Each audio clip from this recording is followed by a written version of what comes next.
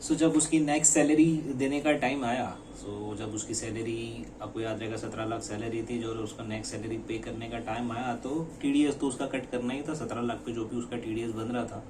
और फिर गवर्नमेंट, उसको याद आया एम्प्लॉयर को कि हाँ इसका वो जो सेविंग वाले जो पैसे हैं, जो पीएफ कुछ गवर्नमेंट बोल रही थी वो भी काटने हैं, तो वो उसने काट दी और गवर्नमेंट को पे कर दी। वो एम्प्लॉय भी बोला ठीक है, हाँ काटने वाले थे बराबर है, काटो काटो, आप काटोगे बेटर है, नहीं तो मैं कर ही नहीं पाता। और उस हिसाब से उसका 5-5 हज़ार का सेविंग होने लगा। अभी वो 5 हज़ार ही क्यों है, कैसे है, वो हम लोग बाद में देखेंगे, ये तो मैंने एक एग्जाम्पल लिया है, ठीक है। फिर एक बार ऐसे ही जा रहा था चिंटू, 2-3 महीने से कट रहे थे पैसे, फिर 2-3 महीनों के बाद जब चिंटू जा रहा था रास्ते से, तो गवर्नमेंट उसको रास्ते पे मिली और गवर्नमेंट ने पूछी, और चिंटू कैसे चल रहा है? सर चल रहा है, ठीक है। क्या आजकल तू घूमता नहीं है ज़्यादा, पिक्चर विक्चर क्या करे सर, टैक्स कट जाता है, पीएफ कट जाता है। अरे क्या इतने में रो रहा है, सेविंग ही तो कर रहे तेरी, वो 5 हज़ार की सेविंग में रो रहे तू। वो भी है सर, वो तो है, पर एक बात तो और भी मुझको लगती है सर, ये सेविंग भी मेरे को कम पड़ रही है कि 5-5 हज़ार से मैं, मतलब सोचा एक बार गिना कि 5-5 हज़ार में से, मतलब मैं ना महीने महीने का अगर मैं जोड़ता हूँ इंटरेस्ट के साथ में, मैं जब ये 55-60 का होऊंगा, क्या होएगा मुझको, क्या मिलेगा? कुछ नहीं मिलेगा सर। उस टाइम पे महंगाई इतना हो जाएगा, कुछ नहीं मिलेगा। और कुछ करो, आप भी कुछ करो, थोड़ा इंटरेस्ट बढ़ाओ, 8% में दो, 18% दो। 18%, पागल है क्या? 18% देगा, एक काम कर सकते हैं हम लोग को भी, ऐसा पैसे का ज़रूरत है नहीं, कुछ नहीं, हम लोग को नहीं ज़रूरत है, तेरे लिए मैं करता हूँ, काम करता हूँ, मेरे को आइडिया है। और दोनों अलग हो गए।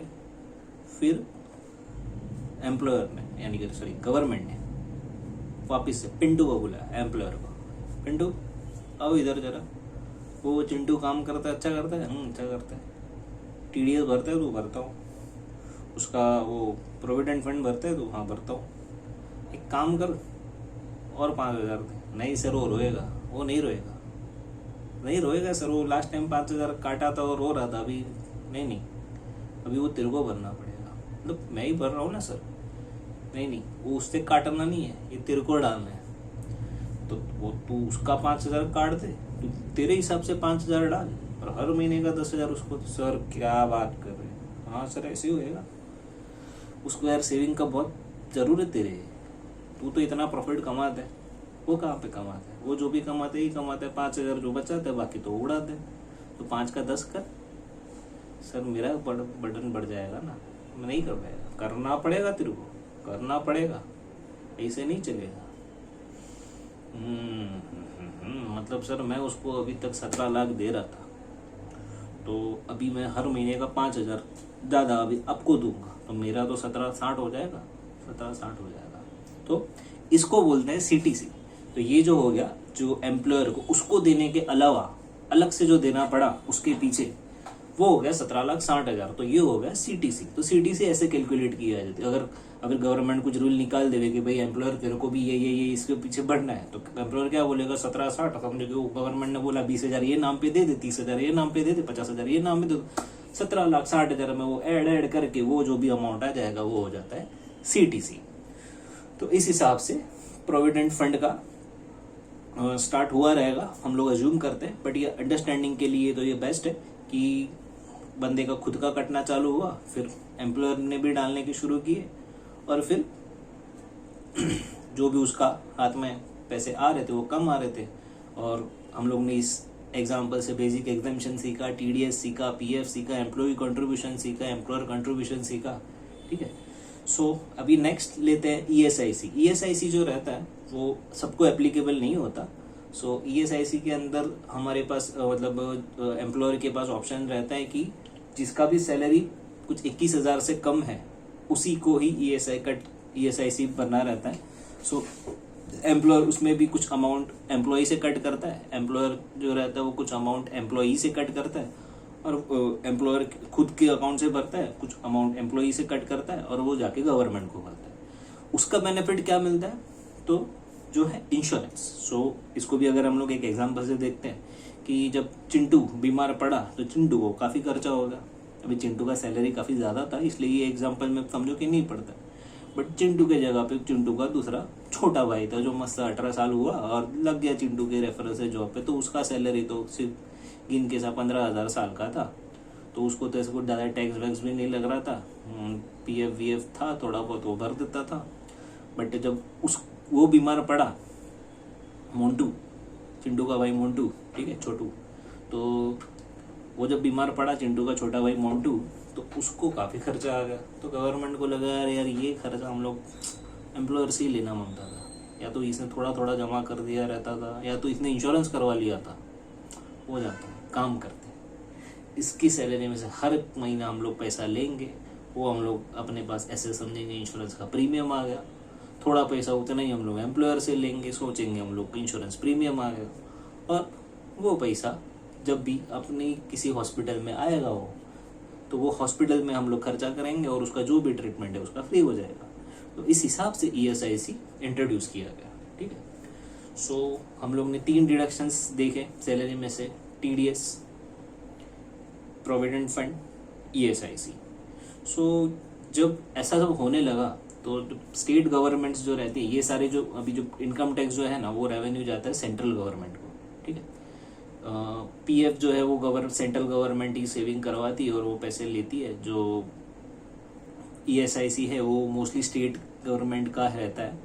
और ये जो फोर्थ मैं जब भी बता रहा हूँ प्रोफेशन टैक्स, वो है वो हर एक स्टेट गवर्नमेंट चार्ज करती है। तो क्या होता है कि जब भी कुछ भी टैक्स हमको जब भी गवर्नमेंट हर एक इंडिविजुअल को हर एक स्टेट्स में, अगर आप कुछ अर्न करते हो, कुछ प्रोफेशन में हो या जॉब पे हो या कहीं पे भी हो, तो आपको साल के 2,500 देने रहते हैं स्टेट गवर्नमेंट को। एटलीस्ट महाराष्ट्र में तो ऐसा है, काफ़ी स्टेट्स में प्रोफेशन टैक्स है। आई थिंक कर्नाटक में है या फिर आंध्रा में है, बट दिल्ली में नहीं है। काफ़ी कुछ स्टेट में प्रोफेशन टैक्स है, कुछ स्टेट्स में नहीं है। तो हर साल का 2,500 रुपया जो एक बंदे को देना रहता है अगर वो प्रोफेशन में।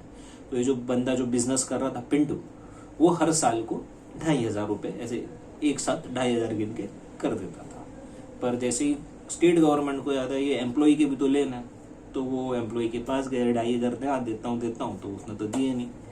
फिर उसने बोला कि एक एम्प्लॉयर तू इधर आ पिंटू, वो मेरे को बताया बड़े भाई ने, मतलब सेंट्रल गवर्नमेंट ने, कि मैंने ऐसा ऐसा TDS निकलवाया, इससे PF निकलवाया, तो भी मेरा भी काम कर, तेरे को इससे प्रोफेशन टैक्स निकालना है। निकाल देते हैं।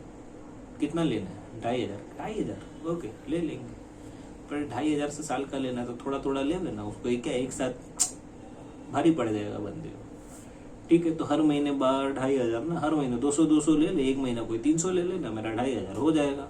तो इस हिसाब से जो प्रोफेशन टैक्स के पैसे स्टेट गवर्नमेंट को मिलने लगे एम्प्लॉयर के थ्रू। तो एम्प्लॉयर क्या करता था, हर महीने 200 रुपए कट करके स्टेट गवर्नमेंट को जमा कर देता था, और ये हो गया प्रोफेशन टैक्स। तो इसी तरह से ये सारे टैक्स कैलकुलेशन होते हैं, ये सारे डिडक्शंस होने लगे।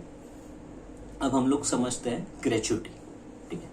तो ये सब हम लोग एक आपको टेबल में भी बता देंगे कि कैसे कैसे ये इसी एग्जाम्पल को, ये जो 17 लाख का या 11 लाख का जो मैंने आपको पिंटू का एग्जाम्पल दिया, उसमें ही हम लोग ये समझेंगे कि उसका CTC क्या होता है, ठीक है। सो ग्रेच्युटी पहले समझते हैं कि ग्रेच्युटी होता क्या है। तो ग्रेच्युटी एक्ट के हिसाब से अगर आप कहीं पे भी 5 साल से ज़्यादा काम किए, 5 साल से ज़्यादा जॉब किए, कुछ मतलब कहीं पे तो 4 years 7 months and 11 days ऐसे करके भी लिखा है। सो अगर उतने दिन के ऊपर आप जॉब करते हो कहीं पे, सो एम्प्लॉयर को at the time of retirement, यानी कि आप जब भी वहाँ से निकलते हो, तो एक अमाउंट एज अ ग्रेच्युटी आपको देना रहता है ग्रेच्युटी एक्ट के हिसाब से। So every employer is liable to pay this amount, ठीक है। सो वापिस से जब बंदे को अपॉइंट करते हैं ना, तो एम्प्लॉयर ये सब पहले ही सोच लेते हैं कि अगर इस बंदे ने 5 साल इधर काम कर लिया तो तुम्हें को ग्रेच्युटी भी देना पड़ेगा। तो मैं एक काम करता हूँ, जो इसको 5 साल के पहले देना है ना, वो मैं अभी से उसके CTC में से कट कर देता हूँ, ठीक है। तो ये जो होता है ग्रेच्युटी, ये भी अगर CTC में आपका इंक्लूडेड है तो ये आपको हाथ में नहीं मिलेगा, और ये आपको मिलेगा तब मिलेगा जब आप छोड़ोगे। तो वो जब कट किया हुआ ही मिलेगा, तो वो कुछ अलग से नहीं मिला, वो आपको उसने रोक के रखा था, वो जो अभी उन लोग आपको दे रहे हैं। तो ये होता है ग्रेच्युटी। सो अगर हम लोग एक ब्रॉड कॉन्सेप्ट पकड़े कि अगर आपका CTC 20 लाख का था, उसमें से ग्रेच्युटी हटा दो, provident fund from of employer, जो एम्प्लॉयर भर रहा है वो हटा दो, तो आपका एक नेट सैलरी आता है। उसमें से आपका डिडक्शंस होता है, क्या होता है उसमें से डिडक्शंस, प्रोफेशन टैक्स होता है, पीएफ जो आपका कंट्रीब्यूशन रहता है वो होता है, फिर आपका टीडीएस होता है, मेजर ये डिडक्शंस रहता है। सो और आपको जो फिर जो अमाउंट आता है वो होता है नेट सैलरी, ठीक है। अगर इसमें आपकी सीटीसी में बोनस इंक्लूड है, सपोज एग्जांपल, मतलब बोनस भी कुछ लोग करते हैं। सो ऐसे बोला कि 20 लाख के अंदर आपका 8 लाख का बोनस है, ठीक है। 8 लाख का बोनस आपके परफॉर्मेंस पे है, आपने अच्छा परफॉर्मेंस किया 8 लाख लेके जाओ, आपने ठीक किया 4 लाख लेके जाओ, आपने गंदा किया 2 लाख लेके जाओ, घटिया किया कुछ मत लेके जाओ। वैसे करके अगर बोनस होता है तो वो सीटीसी में गिनना नहीं चाहिए। सो मतलब आपको याद रखना है कि जब भी आपको सीटीसी एटलीस्ट जो आप इंक्रीमेंट मांग रहे हो, सपोज कि आप कहीं पे 10 लाख पे थे, तो 10 लाख आपका जो पहले वो देखो कि ये 10 लाख आपका क्या बेस था, मतलब वो इंक्लूडिंग वेरिएबल था कि कैसा था, तो उस 10 पे फिर आप इंक्रीमेंट मांगो, और वेरिएबल पे बाबा देना है तो अलग से दो, ठीक है। पहले मुझको फिक्स तो प्रॉपर दो। तो ऐसे करके वेरिएबल पे है, ग्रेचुइटी है, एटलीस्ट ये 2 चीज़ें तो आपकी सीटीसी में नहीं होनी चाहिए। अगर हो रही है तो आप उस हिसाब से उसको बढ़ाने को बोलो। यानी कि अगर आपका समझो कि 20,000 का पैकेज हो रहा है और कोई बोल रहा है कि आपका भाई 50,000 का ग्रेचुइटी होगा, तो आप बोलो कि नहीं, काम करो 50,000 रहने दो, उसके अंदर ही रहने दो, चलेगा, बट मेरा सीटीसी 20-50 कर दो, ऐसा, ठीक। तो इस तरह से आप नेगोशिएट कर सकते हैं एम्प्लॉयर के थ्रू, एम्प्लॉयर के पास, कि भाई मेरे को जो ग्रेचुइटी है वो अलग से दो, मेरा बोनस है वो अलग से दो, ठीक है। So that's it for this module. अगर आगे हम लोग नेक्स्ट स्टेप में समझते हैं कि आपकी सैलरी कैसे टैक्सेबल होती है।